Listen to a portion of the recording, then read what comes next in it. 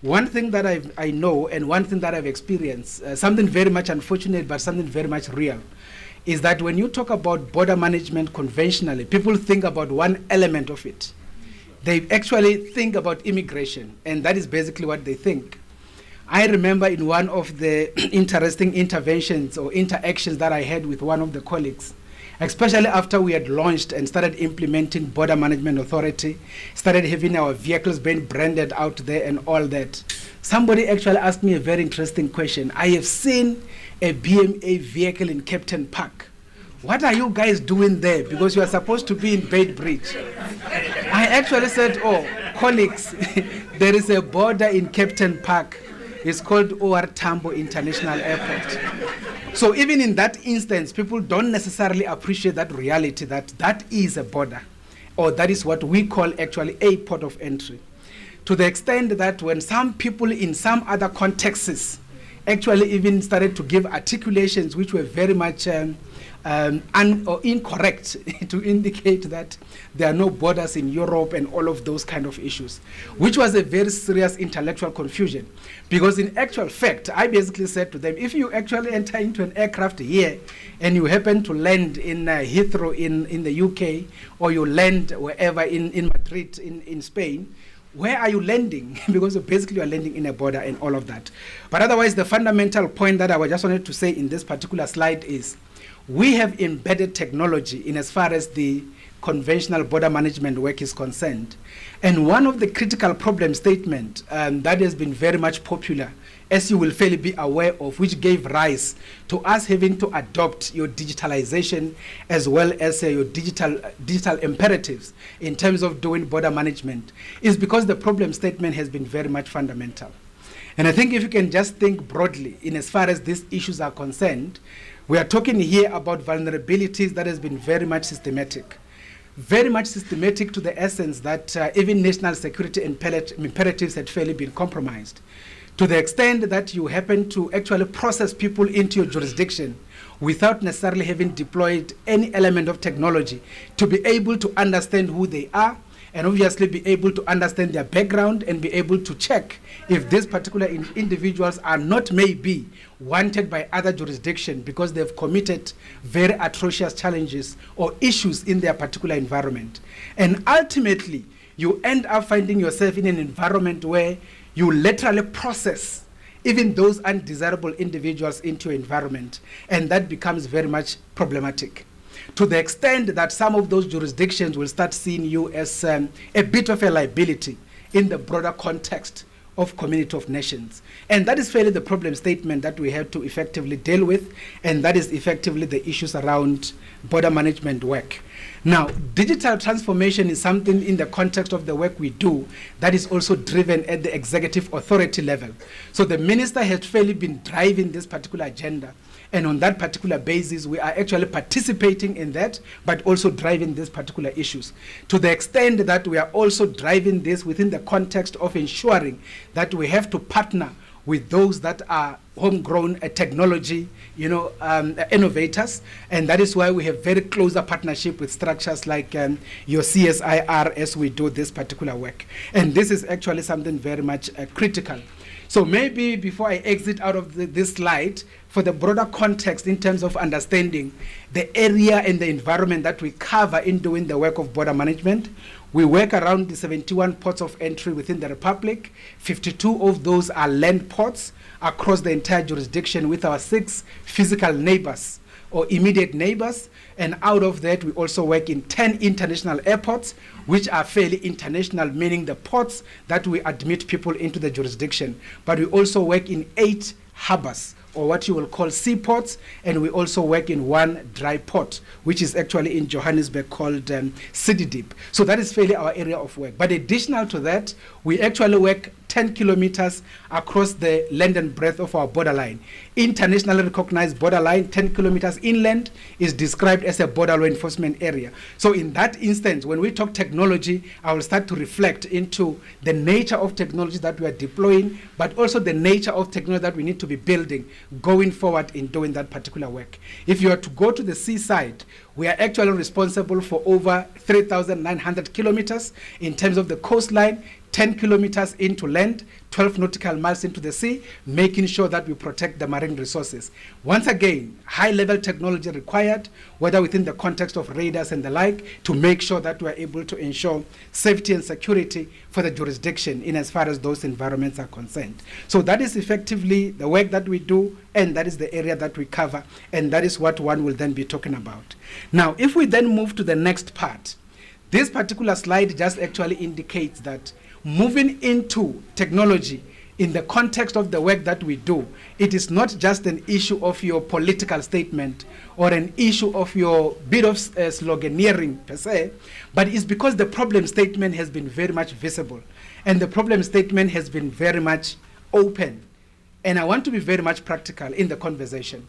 If you were, some few years ago, find yourself on the N1 corridor that actually lead into a port called Bait Bridge, which is supposed to be the corridor into the continent.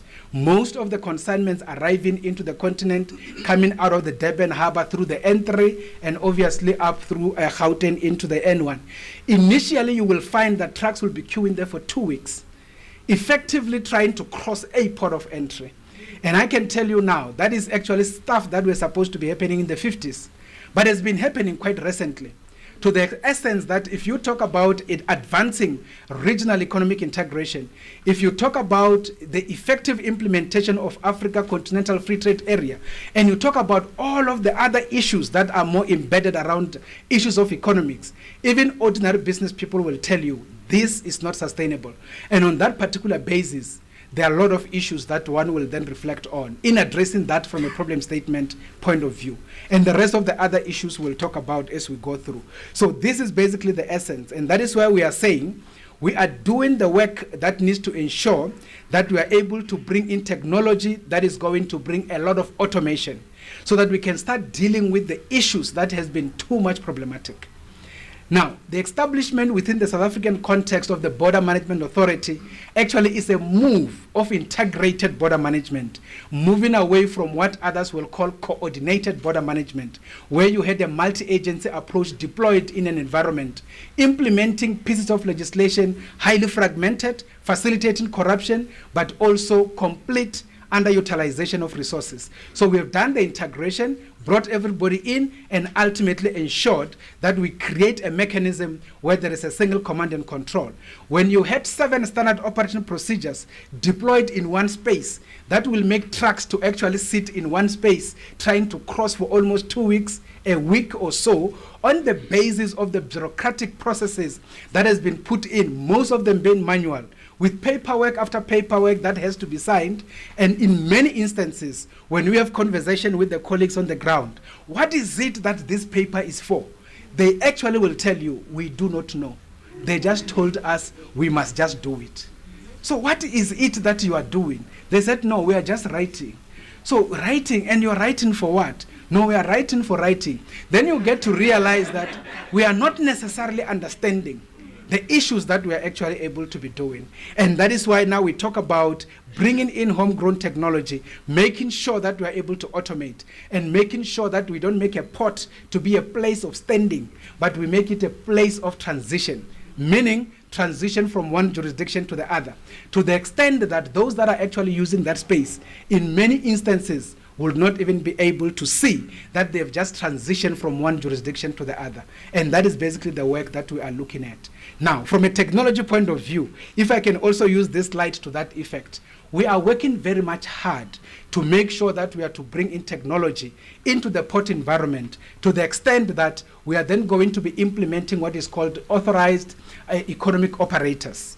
That is actually called AEO. That is a very powerful mechanism where all the regular people that are moving goods in between jurisdictions have to be registered as the reliable conveyancers, to the extent that through them and through the number plates of their own vehicles, when they approach the port, we'll then have to have a green lane through number plate recognition technology. it will then be able to open the booth and they must be able to cross to the other side. We are working very much hard to achieve what is called integrated declaration across the SADC environment. And we are doing that work in our context, working with the colleagues from the South African Revenue Service. All of this is basically bringing in technology to make sure that we are able to facilitate the movement of goods in between jurisdictions and make sure that we are able to achieve all of these things. This is very much critical because at the end, what it also does, it assists us to deal with issues of corruption. Because one thing that has always been very much there, and that is why I had always argued that even when we say the officials in the port environment are seriously corrupt, but the reality of it is we have literally just thrown them into an environment where it will be, or where it is difficult not to be corrupt. And that is why they just ended up being corrupt, because the system is actually a corrupted system. To the extent that if they put you there for 2 weeks and they come to you and say, if you give me 500, you won't be here for 2 weeks. I will make you cross within 30 minutes. There is no way, if you are very rational, that you are not going to pay. Not because you are a bad fellow, but because of the inconvenience. Which means that as soon as you automate, as soon as you bring technology, even corruption will start to disappear, because there won't be any need for anybody to pay, anybody to be facilitated. And those are some of the issues that we are dealing with. Now, within the context of the environment where we work, there are certain fundamental pillars, and I've touched a bit on some of them in as far as our digital transformation is concerned. One of the fundamental one is around the issue of fighting corruption. As I've indicated, one of the issues here is about automation. Today we talk about AI, artificial intelligence, to the extent that you are able to bring very powerful technologies in the background, where people are able to make applications, even for the issues such as basic things like permits, whether it is your export permit in terms of goods, whether it is your import permits in terms of the movement of agricultural goods, but whether it's the issue relating to visa processing. And I want to give a very practical example. There has been an issue at Durban Harbour, and I've been there for the past 2 weeks just to understand the issues and the complexities of the work that is happening on the ground. Get to hear the kind of challenges that the colleagues are actually dealing with on the ground, and be able to also deal with the actual people that are actually moving goods in and out. Now they say, but our consignments cannot be released. They have been sitting here, they have to be actually seen by what you will call agricultural biosecurity experts to make sure what they are bringing in, if it's food, it has the phytosanitary permits, it has the veterinary permits, but also it is something that is audible in the Republic, and it is something that is supposed to come through into the country. So on that basis, no consignment moves unless it is actually okayed by the BMA agricultural biosecurity experts. But the problem is the consignments are not moving. And now the issue is, but colleagues, what is the problem? Then you get to hear, no, you see what happens here is, when the consignment comes, we are expecting the import permit for that consignment to be couriered into Durban from wherever the consignment is coming from. If it is coming from Brazil, it must be couriered by some fellows through the whatever ocean that is, to come this side for them to see the couriered before they could look at the stuff and allow it to go. Now, why are we not accepting the electronic permits that could actually be transmitted electronically? Then you say, according to this standard operation procedure here, there is nothing that says electronic permit. It says it must be physical. Serious. So when was this written? You check in the date, probably in the 50s. And then the question is, but guys, are we still operating by this? It cannot be. And the colleagues on the ground, they said, no, we don't have the authority to change. Pretoria must change it. And then you change that thing, and the consignments start moving. And you get to realize that technology is a very basic issue that actually needs to be deployed. But at the end, on the ground, it looks like it's a very complicated issue. But in reality, that is not necessarily the case. Now, we talk here about the automating of the actual permits, whether import exports, phytosanitary or veterinary based, as it were. In that particular instance, we are able to get the processes going. And I can indicate that a lot of things had moved very much. Now, think about something basic as issues of digital payments. Sometimes at the port level, there is a need for some payments to be done on the basis of the transactions that are going on. Now, you will find instances where colleagues had to say, no swiping, no tapping, it has to be cash. Said, no, but guys, where does it come from? No, it has to be cash. Now the guy has to drive a truck, has to park a truck and start looking, where is the ATM, to try and go and withdraw cash because they want cash at the port. And the issue is, but why do we have to need cash? So all of these things are some of the practical things, just basic technology. And I'm not yet talking about complex technology that we have to be able to bring in. Ultimately, to be able to make sure that we are able to deal with processes. And once again, I can give a very practical example. I was meeting with our colleagues from Eswatini on the N17 Oshuk into Eswatini, as it were. Now, the queuing time, just before December, this one that has just passed, we basically had trucks queuing. The minimum time has been 3 hours, just on the corridor to try and pass. And now the issue was, let's look at this and see, what is it that is the process? Once again, a very basic administrative issue, nothing complex about it, but the fact that a truck guy must then park the truck, get out of the truck, run into a building to go do customs function, which is SARS. After that, go to another building, go do immigration work, and ultimately walk back into the truck and go and move his truck. And that's basically the essence. And the question is, but why do we do it like that? Then you have a fellow who happens to be in the front truck. And that particular front truck, remember, you can't overtake. These are big trucks that are carrying big stuff. Now, at the end, when the guy has finished all the admin, he comes down. Then he ultimately meets Elizabeth. I don't want to say it was his ex, but I'm just saying that he meets the fellow as he tries to come down, trying to go to his truck. And now they start talking. Oh, Elizabeth, you know, how many years you have been gone? And now they are busy talking. In that particular period, his truck is in the front and it can't move, and the rest of the trucks on the corridor can't move because of that reality. And I used to say, but guys, we have to change these things. And how do we do that?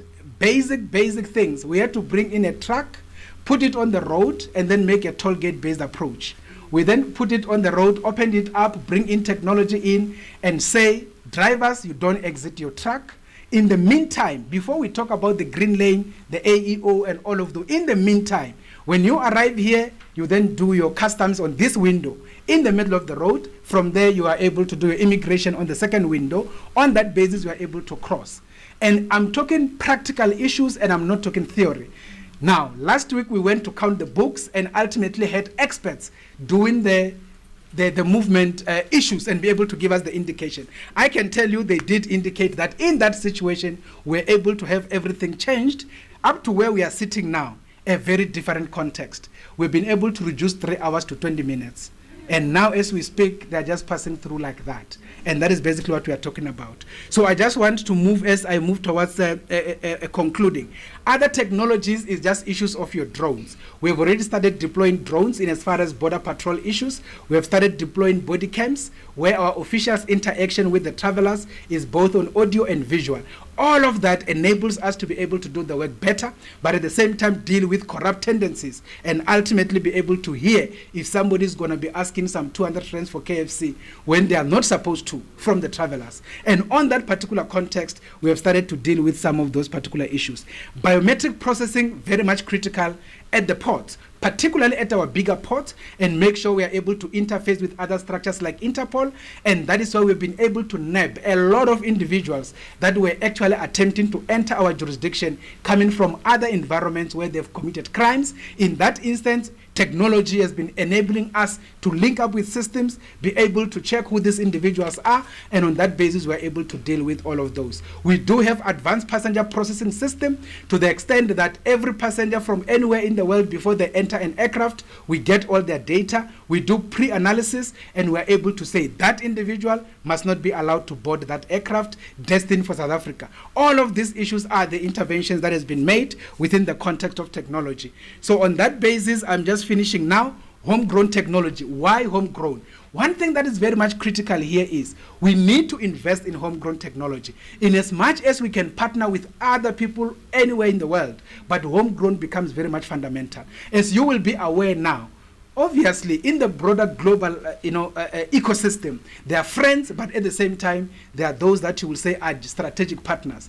But even in that instance, if you happen to go into war and you completely depend on technology from those particular fellows, they are literally going to shut you down and you'll not be able to do anything, and they will come this side and they will sort you out.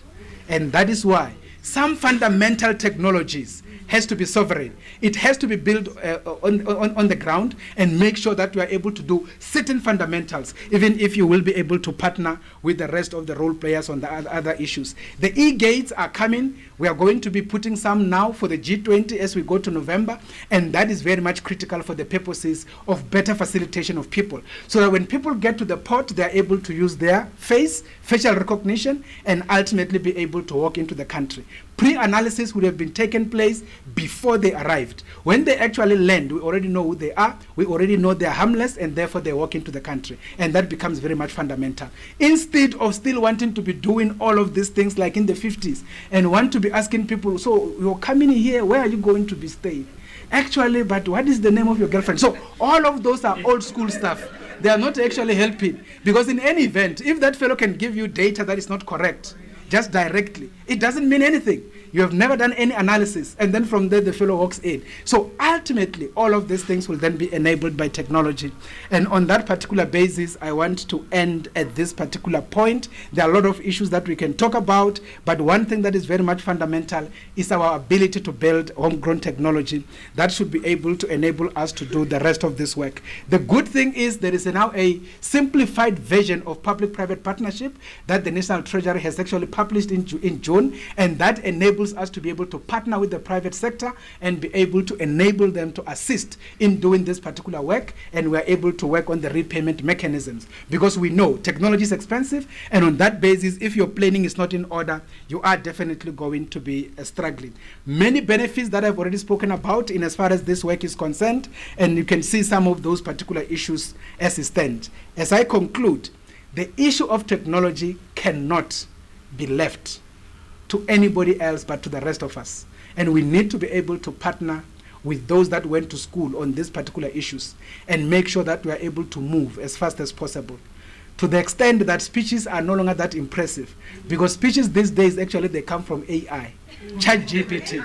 So on that particular basis, it's not much about impressive speech, because especially written, direct, most of it, you just go and say, speech into the CSIR on technology. I'm telling you, the English is in order. So on that basis, we need to agree that we need to go beyond speeches and start doing things very much practical. Otherwise, because of time, thank you very much.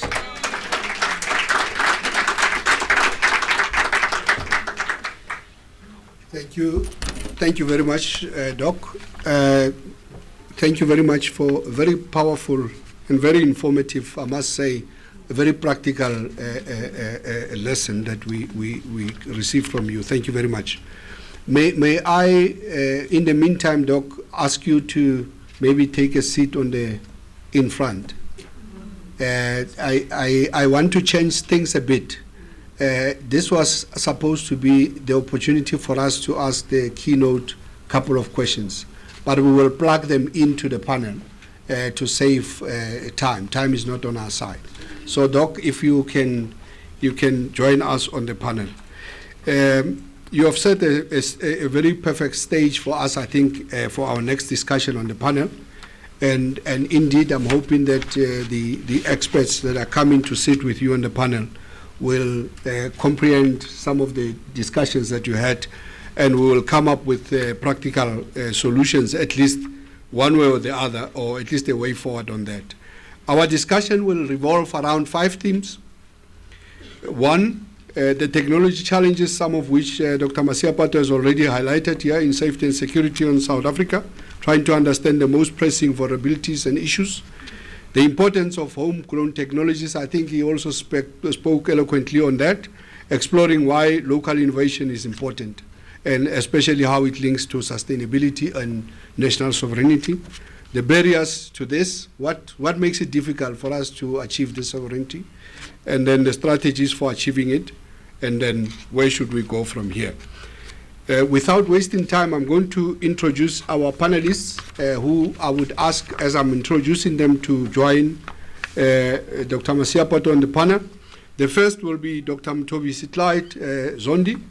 Dr. Zondi is currently the executive chair of Sandok Austral Defense, and then he's a chairperson of many things. He's logist.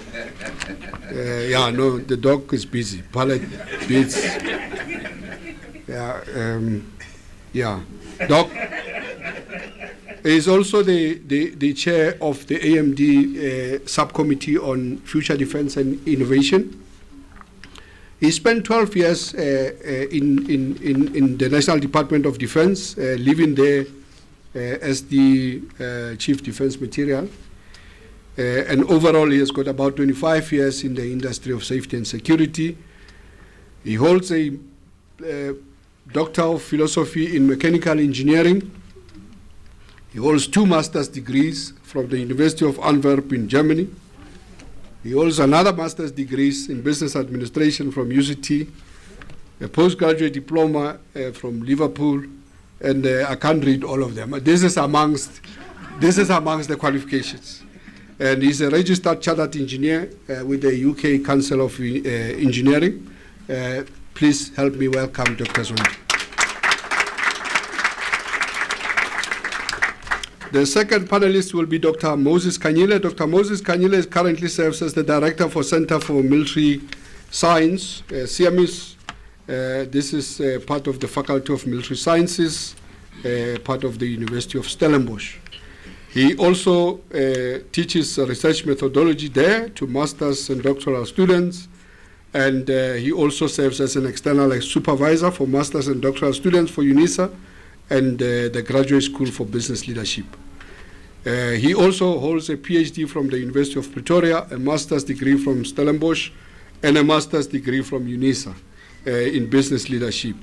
He's a qualified chartered director of South Africa and has served in various boards, including the AMSCO board, and he was previously also an executive at the Barclays Bank of Africa.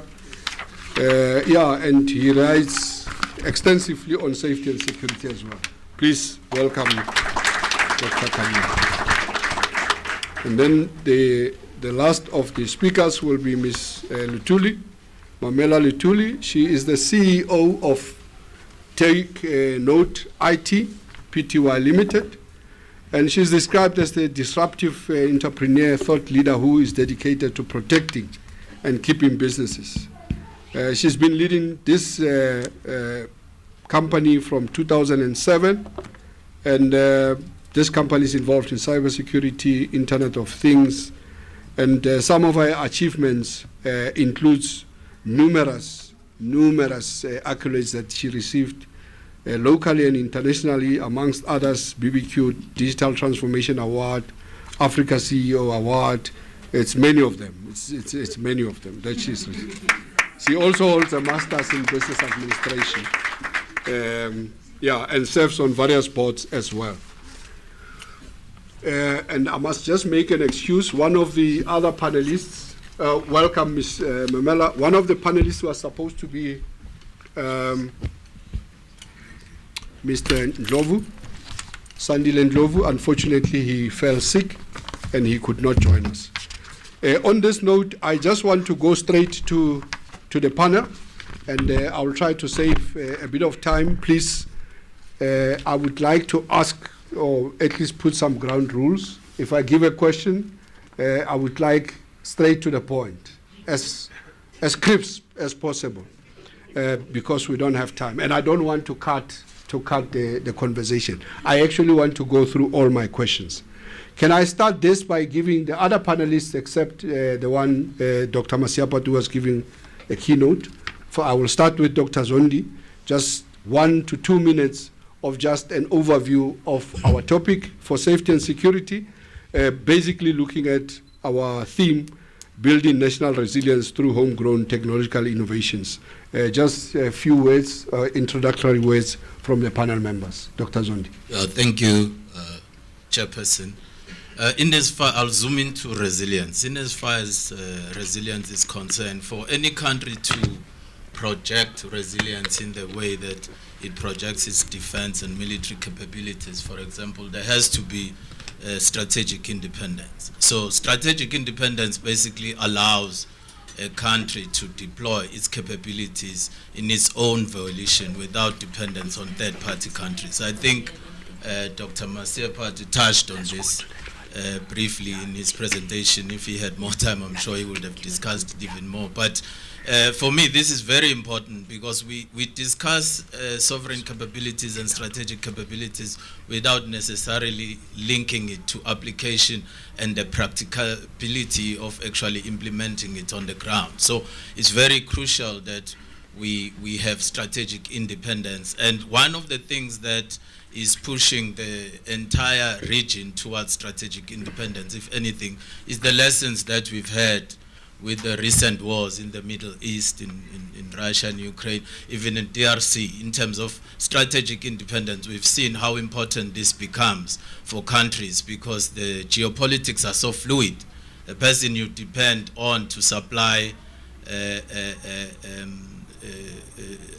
consumables for security of supply, for example, may not be amenable to doing that tomorrow, depending on what has happened. And therefore, strategic independence, Chairperson, is very important. And obviously, the implementation of this will require a whole of South Africa view, you know, given the fact that the DOD budget or the domestic budget when it comes to military and security requirements is very limited. So we need to ensure that whatever technologies that we identify that we want strategic independence on are able to be uptaken into other sectors, including commercial sectors for dual use purposes, for example. Thank you, Doc. Dr. Kanyile. Thank you, Chair. Good day, colleagues. Congratulations to CSIR for making it to the 88th year. You guys have been doing a great job up until now. Allow me to mention just 3 or 4 issues subject to discussion later. I've heard, and it's also in part of your brief, I've heard a lot about digital sovereignty, which is very much akin to what Dr. Zondi is talking about, strategic independence. But I've also heard a lot about digital resilience. Now, my perspective on this is that digital sovereignty does not exist. It is very aspirational. Let me say it again. Digital sovereignty is very much an aspirational thing, but digital resilience is what we should be talking about. That's the first point. The second point, my brother here has already indicated how they're deploying technology. In future, soldiers, BMA, I don't know if they are soldiers or officials, I don't know what they're called, but our law enforcement people, human law enforcers, relative to technology, we are looking at 1 to 3 or 1 to 4, meaning for every human law enforcer, you will have 3 digital equivalents fulfilling that responsibility elsewhere. That's the second point. The third point is that South Africa, in its quest for digital resilience, needs to decide, is it going to go east for its digital requirements, or is it going to go west? Going east, we have been told, you have been told, Chief, you have been told east is bad, west is good. The guys in the west have been told, the guys in the east have been told, the west is bad, east is good. South Africa is caught up in the middle. It's supposedly non-aligned. The reality is, what we have been taught has now been proven to have not been correct. One way or another, we have to make a commitment in terms of our digital assets, infrastructure, and everything that goes with it. Is it going to be more east orientated or west orientated? I'm saying this, Chair, purely because the efforts of getting global consensus on the standards, on governance, and all these things is not happening smoothly. That's a big challenge. All right, sir. Thank you very much, Ms. Mamela. Thank you, Chair, and good afternoon to everyone. And I think for me is to congratulate CSIR, especially the leadership of CSIR that is male-led majority. I just want to thank you for acknowledging SMMEs, and especially a female-owned entity. I think for me, just to build in on my passion, which is homegrown, in my view, we shouldn't be looking on east or west. As Africans, we should look what will work for us as Africans and develop our own homegrown solutions. Dr. Jabu knows how much I nag him of saying the dependence, and if you can look on us as Africans, what do we lack? The only thing that we lack is the belief in ourselves and the confidence that we are more than capable of developing these solutions. I mean, you can travel anywhere else in the world, you'll find a South African that is sitting behind all these technologies that we're admiring, and we always try and come and bring back home and replicate it as consumers. So I think for me is to say, we are ready, we are more than capable. Let us just believe in ourselves that homegrown technologies are not a rocket science. We must just make it happen and have the biggest weakness of us as South Africans is the implementation. If we can make a point that we start doing things than to sit and conceptualize for too long. In my view, I think we are ready for homegrown technologies. Thank you. Thank you very much, ma'am. And I think it's very strong coming from somebody who runs a small, medium enterprise. Important that we really need to harness our abilities, believe in ourselves, and be able to run. I want to get to the questions, and as I said, we will start with the technology challenges that are facing safety and security in South Africa. Dr. Masiapato, what are the most pressing technology vulnerabilities over and above the ones that you have addressed, or some of the issues that you have addressed in your speech, that are facing us, and how do we see this impact not only on border management but on the broader national security? How do we see how they impact on broader national security? Thank you very much, Sir, for the opportunity. You see, the vulnerabilities are very much, out there, and they are very much visible. And maybe one can just reflect on what Dr. Zondi spoke to around what we have seen in the Middle East. If you were to look at, if we can be very much practical, I suppose this is public news because it was on TV. So if you look at how the issue between Iran as well as Israel, just practically that one, and you are just to imagine that from a national security perspective, those particular 1,000 things, as they were saying, I don't even know what they are called. Others are called even jamboree. I think their names are too complicated. But the way that they were coming in, and then the way that they were being intercepted, and how many then managed to go down and hit, as a typical example.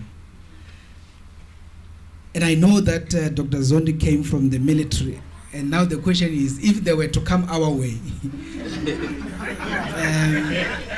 how many were we going to be able to deal with? I don't know. I am not in the military.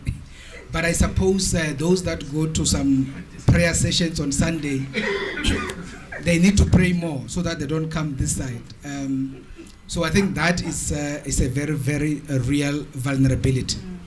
But let me talk about a vulnerability in the context of the work that we do, because I had spoken about what we have done, obviously in the past 2 or 24 months of BMA's existence.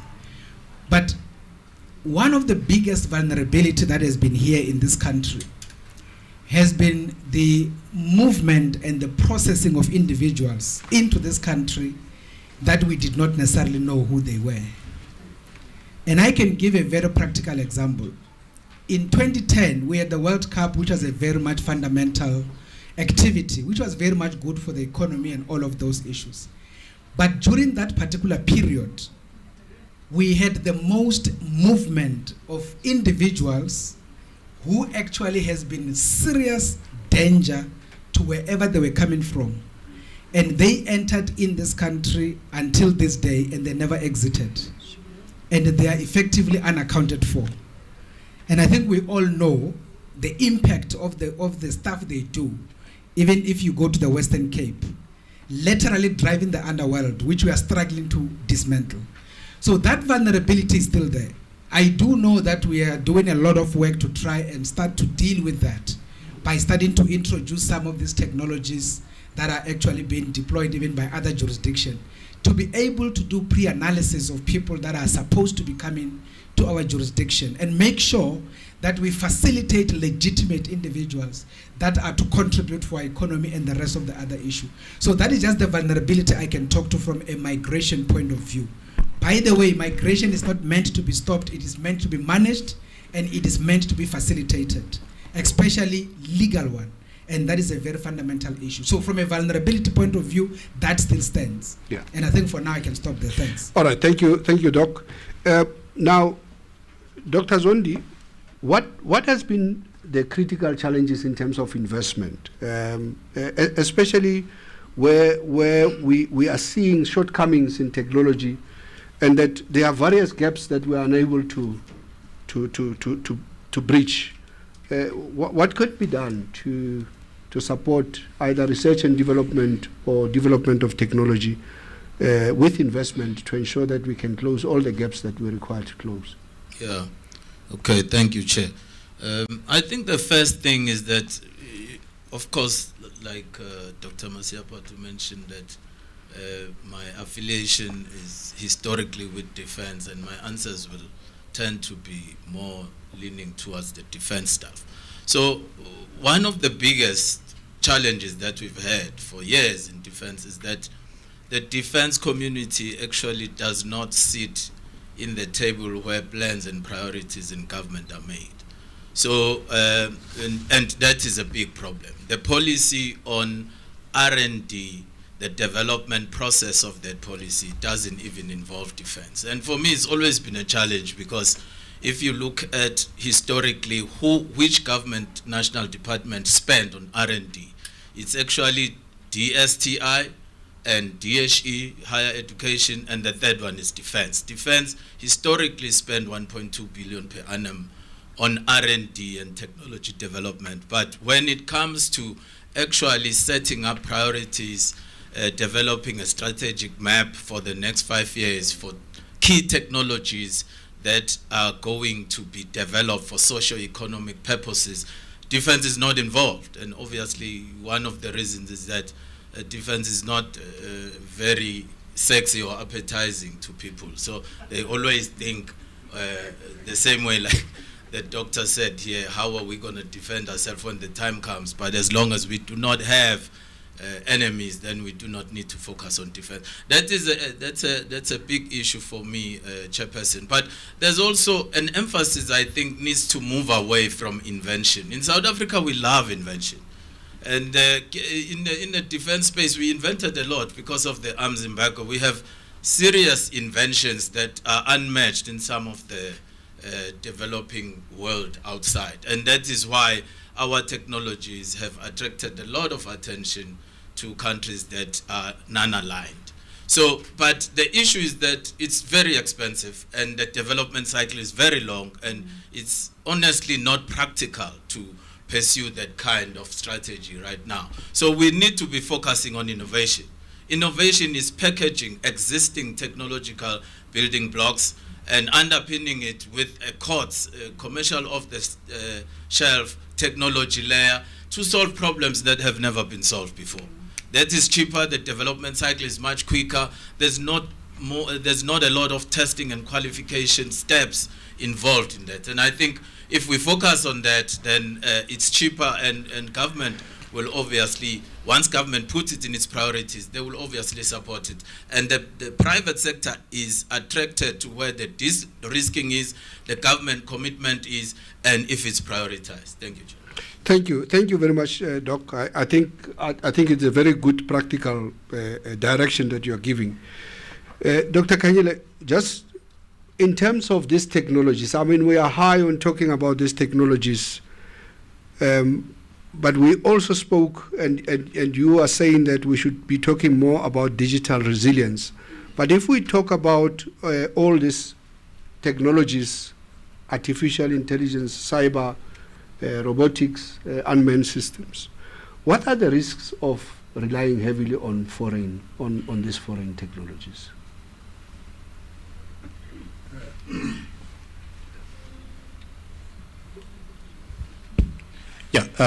Thanks, Chair. Now, talking innovation, that is my language. Because, colleagues, it is very expensive, time-consuming. People are very protective of what they have.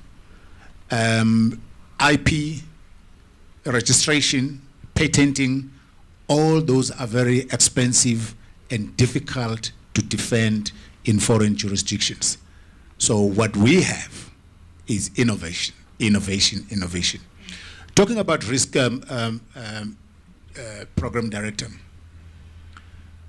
if we don't do something about artificial intelligence, investing in artificial intelligence, it means we actually do not understand what the future is all about, because everybody is investing literally everything behind AI. Now, if our government does not understand that, then there's something wrong there. Firstly, the first risk is that of over-dependency and over-reliance on everybody else out there. Secondly, vulnerability during the times of need. Okay? Now, you would have heard, I think the commissioner indicated, that if we were to get that rain of things coming in our direction, would we be able to ward off those things? Would we be able to defend ourselves? The answer is no. But it does not mean that we will require something that comes from another country. We can do something, patching up what we have in order to deal with our own practical challenges. There's this discussion around the management of microchips and so on. We are told that these chips are found in phones, TVs, cameras, things that you keep with you all the time, that our leadership keeps with them. These things need to be verifiable. They need to be traceable. They need to be registered in the right places, such that if they happen to land in the wrong hands, they can be put off remotely. Now, you're not going to put a CCTV camera in my bedroom under pretext that if I have a heart attack, you'll be able to help me. All right? You're not going to put that. You're not going to do that in my hotel room under that pretext, because you're going to get more than what you require. Now, what happens is that you saw what happened with those that leadership whose walkie-talkies just exploded all simultaneously. Right? I think it was last week in the U.S. Congress. One of the congressmen asked one of the Google CEO, not executives. He says, "Tell me, If I move, he held this device like his phone like this. If I move from here to there, will this device know that I have moved? Yeah? That's 2 meters. Will this device know that I have moved? The executive would not want to answer that question. Why?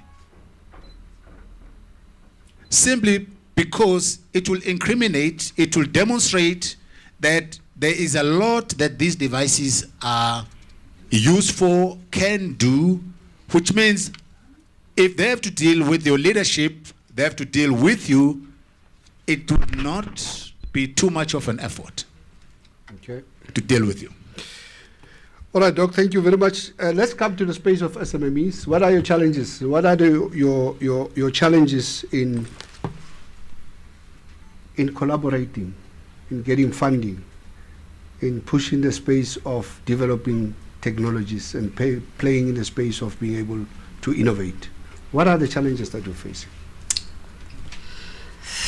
Where do I begin? I don't want to be coming across as complaining, but I think the SMMEs, the biggest challenge is the complicated processes that have been developed. I mean, I'll make a typical example, the PFMA. If you look on the PFMA, and there's so many options, but we're not really, there's no willingness of exercising those options within the PFMA. It's being used as I would say, as an excuse, but bureaucracy is the biggest hinderer of the progress of the SMMEs. And that applies to funding. You know, with all these FDIs, the biggest challenge we're facing is the turnaround time. You know, you're better off going to the bank and pay a premium than to go to the FDI, because it will take 6 to 12 months, if you're lucky, to get the funding. So those are the biggest challenges we're facing. Is there's a lack of agility, and just to touch on you, Dr. Kanyile, I don't think we understand the speed of the AI. You know, I don't really think that we can really comprehend and understand as the country the urgency that is needed as far as technology and innovation is needed. There's just no time, because there's innovation on daily basis, and so the turnaround time, the processes, the bureaucracy, it's almost impossible to start by saying you want to pitch your concept and get funding. You know, there's no space, there's no room for us to do testing. You know, you can come up with a brilliant concept, where do you test it? And funds, where do you find the funding? You know, I was so pleased, Commissioner, when you were saying Treasury has simplified the PPP partnership, because I think for me that's another answer that is going to assist us as SMMEs to say, because like I'm saying, that there's so much talent in South Africa and brilliant solutions for our country. I promise you, you can go anywhere and find all these solutions we're looking for. You know, I was in Russia not so long ago. I was just looking on their roadmap and what they are trying to do.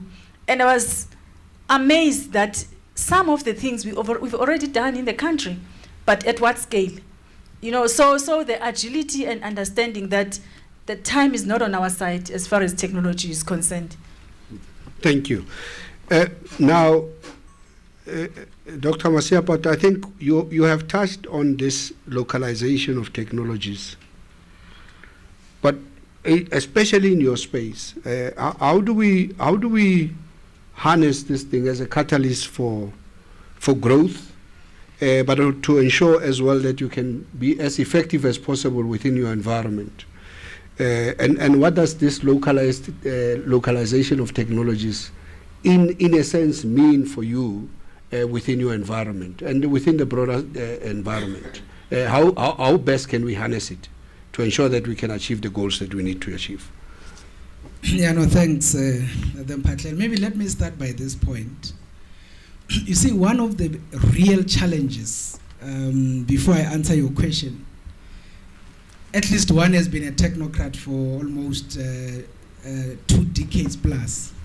But one of the biggest challenges that one had practically observed is the fact that, and I'm talking South Africa, we have actually, in a way, literally went under the bed or under the table. Literally, we have literally put ourselves under the bus.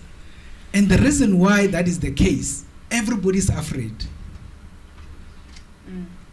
Everybody is afraid. I mean, I am a CEO and I'm called the accounting officer. I'm also the accounting authority because I have no board, so I have no chairperson, so I have no protection. I'm on my own. Now, if I have to move and I don't have all the boxes ticked, I'm automatically going to be on orange overalls. So the only thing you will say is that, you see that fellow, because by that time I'll be on orange overalls on TV, being paraded. You see, I remember in CSIR, he was there in front. So because of that fear, everybody has literally went underground. Why am I starting there? At least Sujo is here, is one of the colleagues that we had worked together in some of the localized based innovations. By the way, he has been behind the drones, behind the body cams, and a lot of other things that we are actually going to be doing. But one of the fundamental challenges around that issue is we are just afraid to do things, and part of the issues is what Dr. Little is referring to.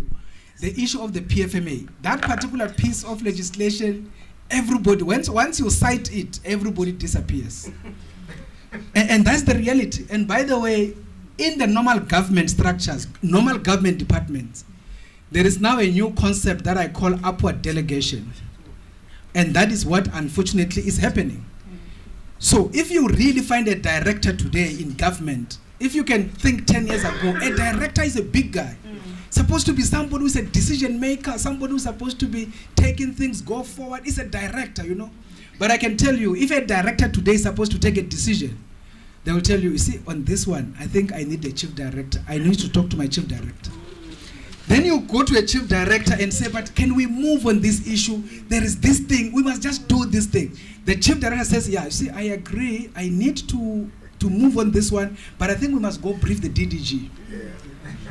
I mean, really? And then you go to the DDG and you say, no, but DDG, this is the issue. This is a local, you know, technology, a fellow here. We can actually even do a proof of concept, you know, something like as basic as this. Let's collaborate with the CSIR. Let's move to the border and go implement. Said, you see, for this one, I think we need to brief the DG. Because you see, DG is the accounting officer. We can't just move on our own. And then once you go to the DG, again, so that's why the colleagues in the private enterprise are frustrated. Once you go to the DG and say, no, DG, you see, this is an innovation. We can be able to resolve 1, 2, 3. I can tell you there are a lot of solutions in South Africa for the things we are struggling with. Yeah. They are available. Private enterprises that are doing all of these things. You go to the DG, you know, the DG is going to say, colleagues, I think this is a good thing, but there's no way we can move. We must actually brief the minister. I mean, but this thing is a technical issue. It's not policy, it's not political, but they'll say, let's brief the minister. If you don't have a strong minister, you go brief the minister. You'll say, colleagues, let's develop a CAP memo. You see, we need to go and make sure cabinet is briefed on this thing. And all of this thing, and I'm not telling you theory, I'm telling you what I am in. So what ultimately happens is we are not able to harness the technologies that are available, some of them done by the brilliant young South Africans. Yeah. And that is the problem. The moment we actually go out and say, but this one is already tested and what, and then it's foreign, the reality with that is we move on that and then we continue to strangle our own economy and we create jobs in the external environment. And that's the reality. I think you hit it on the nail. It's a reality sometimes we don't want to accept.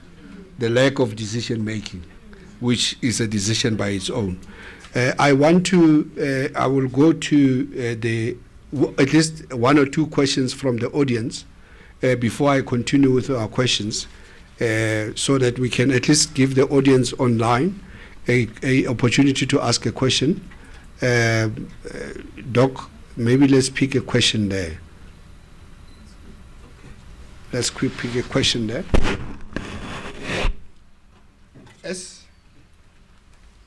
Yeah, I think maybe picking it up from Dr. Masiapato's just this comment now. The Oscar Mola online says, as we implement technology, can we improve leadership, because with good leadership it will be in vain, or without good leadership it will be in vain? Can we reduce the cost of technology we want to put in? I'm not sure. I think what they are asking here. Can we reduce the cost of technology we want to put in? Panel, anyone who understood this question? Maybe you wanted to say in terms of tendering and Yeah, I think, but the issues about good leadership, maybe let's pass it, because I think what Dr. Masiapoto has discussed actually encompasses this thing.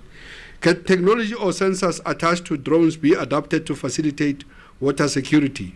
Example, by being able to sense, transmit location of major water bursts, water systems, maybe through thermosensors. This is quite a technical question. Anyone wants to take it? Chair, I mean, yes, I think without getting into the technicalities of a question, but I think what they're asking is that, for example, if we have a network of drones that we utilize for surveillance in the military, given the sensory technology that is there, as well as the integration and the command and control technology that we have to put in a system of drones, can we then be able to deploy that for infrastructure protection, you know, which is like a dam, like maybe a telecoms mast or something like that, or even a rail network? The quick answer is, of course, yes. And that is what we've been pushing, that the sector-to-sector collaboration between defense and other sectors in South Africa is looking at how do you repurpose the technologies that, or the technology solutions that we've already developed and we're currently deploying in the defense sector for other sectors, because the security challenge is basically similar, you know. So yes, we can do that, Chairperson. And I know that companies that are providing the technology will be able to do that. I mean, Sujo is here. He'll be able, I mean, there's many other companies that are here that are already doing that kind of definitely application. Thank you. Doctor, can you look quickly the areas of AI? And I'm asking you this because I know you are the coordinator for DAIRU, Defense AI Research Unit. Now, particularly in those areas, what have we done so far to ensure that we build local capacity in areas of AI, data-driven challenges that we can solve using artificial intelligence? What are the developments that we've done, especially in the space of defense? Yeah, thanks, Chair. I think, unfortunately, not much. That's the sad reality. But the potential is huge. We need to have our own infrastructure as a country that can be deployed for use by both by both private sector and government, or exclusive to private sector or government. But as things stand, we are battling.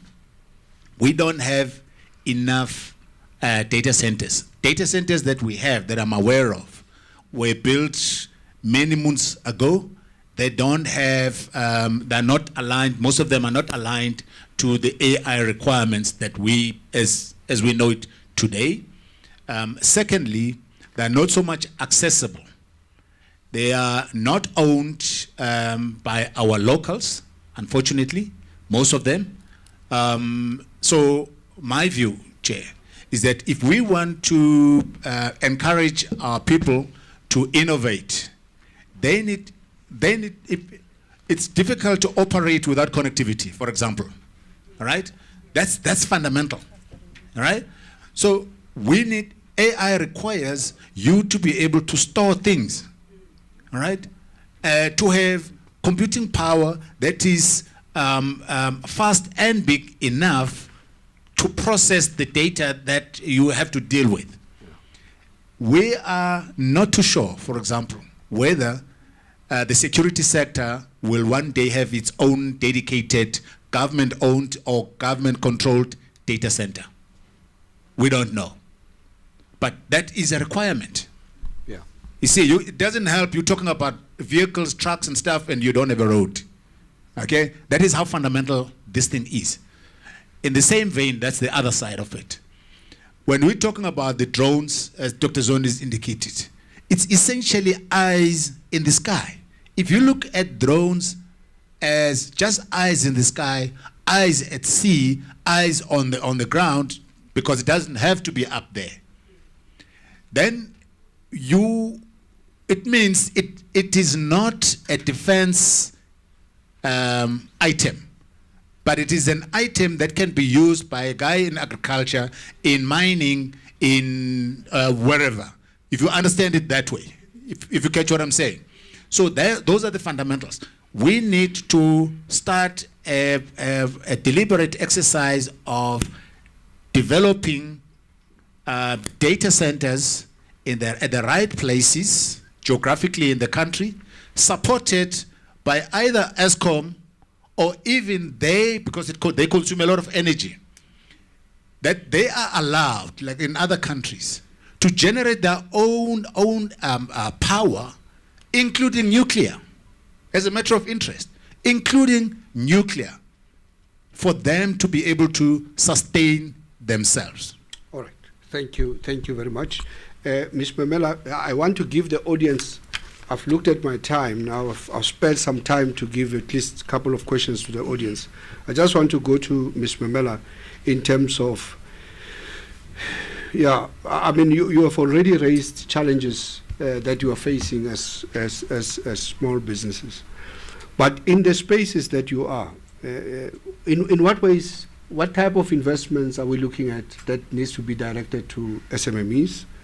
And in what areas of technologies do you think there needs to be focused? We need to be focused in building small, medium enterprises to be able to support the country's ability to develop sovereign technologies. Thank you. I think like Dr. Kanyile has touched on the infrastructure. You know, if we talk AI, we cannot talk AI without having the data centers, for instance. You know, we're facing the challenges of electricity. It consumes so much energy. So there's a lot of foundation that needs to be done to even think of saying that, how do we roll out the AI? And I think, for me, it's, if we look in our country, the main thing is that we're not taking advantage of our young population. You know, if we can really drive and accelerate the training of the young people, that is the start whilst we're sorting out our infrastructure. Because if we train them and skill them and scale them, they can be even be deployed all over the world. You know, and I think that's the main area where I can say is practical. It's something that we can accelerate and drive with earnest as the country, because empowering your people and really accelerate the training will be the answer for now whilst we're working on our infrastructure. But on any innovation across the 4IR space, that there's so much opportunities, like Dr. Kanyile was mentioning, across the sectors, be it the health sector, be it agriculture, be it any space. You know, there's a room for us. We're missing an opportunity for us to bridge the gap of the highest unemployment and the skill set that is needed by the world for IR skills. You know, the World Economic Forum, I think 2 years or 3 years ago, they mentioned that they're gonna need about 10 million of cyber analysts worldwide. You know, if we can accelerate the training of our young people and make sure that they are ready. I'm always fascinated by the case study of India, because if you see what India has achieved in 30 years, the fundamental was the training. They focused on building the skill set within the country, and now they are placed all over the world. And going back to their country, their GDP is dependent. I mean, it's fascinating to hear that close to 200 million people of the Indians are all over the world. and they're coming back to their country. That's why their GDP is growing to date. So it's very, very important to collaborate with the public sector and the private sector and drive the training and the infrastructure and just get the young people of this country to be ready to take these opportunities. All right, thank you very much. Where's the roving mic? Where's the roving mic? I would like to take 2 to 3 questions. I will take all of them at the same time. If you can just indicate to me who the question is going to, and then we will note, and then we will answer them at the same time. I don't have enough time, so don't preamble as well on the question. Go right to it. Don't preamble. Right to the question so that we can address as many as possible. Can we start here? Can we start here? There's one there, the back, there's one there. I'm only going to take 3. Don't preamble. Right to the question. Thank you. Mr. Moroba from AMD. Dr. Masiapato, this question is for you. How do we move from a position of national key points to regional and continental key points, seeing how drastically these technologies affect the way that we operate cross-border? Dr. Kanyel, how do we address quantum technologies in the scope of work that we're currently dealing with, considering implantable technologies that will create transhumanists? Thank you. You're hijacking me. I gave you one. Let's get that one there, the back. Then there's the gentleman next to the camera with the two gentlemen. I'm only going to take 4. Don't do like Leseja. Don't hijack me. Just one question. Thank you. My question goes to Dr. Masiapato. These opportunities, especially those that are investable, that should be long-hanging fruits for tech startups or tech entrepreneurs. What vehicle are you undertaking to make them aware of those opportunities so that we can bring them on board to drive this homegrown technology that you're talking about? Thank you. Thank you. The next one, next to the camera. Next to the camera. Thank you. Good day, everyone. My name is Oscar. My surname is Mola. My company is Sufficient Grace Trading and Little Trading Enterprise. I think my question is addressed to Dr. Masiapato. It's the second time we meet from Captain Park Imperial Palace. Yes. My question is that how do we deal with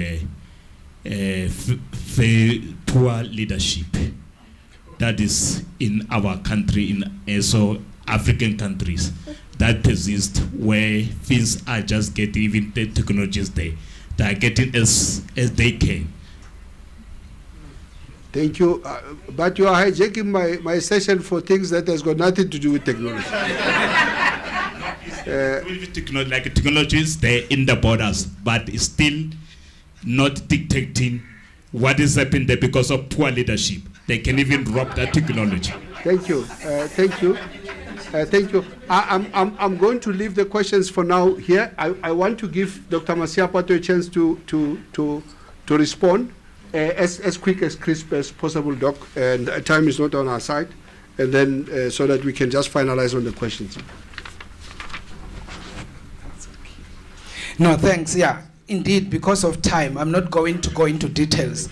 But the question of moving away from national key points into regional and continental key points, I think that is a very fundamental issue.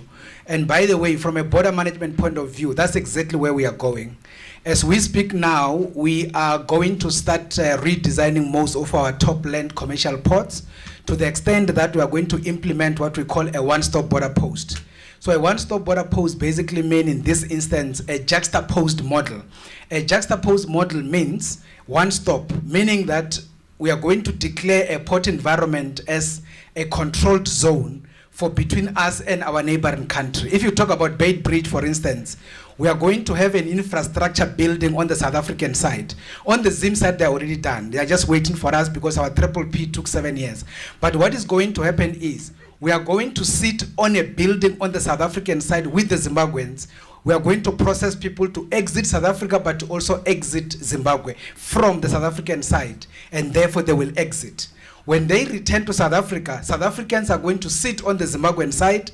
We are going to then administrate them to exit Zim and to enter South Africa at the same time. So in other words, it's no longer going to be a stop. This side and that side is going to be a one stop. That already is a declaration of that particular space no longer as a national key point, but as an interjurisdictional key point between ourselves and the Zimbabweans, as we will do with the rest of our other neighbors. So that is just the practical example of that particular movement. And by the way, let me also say this.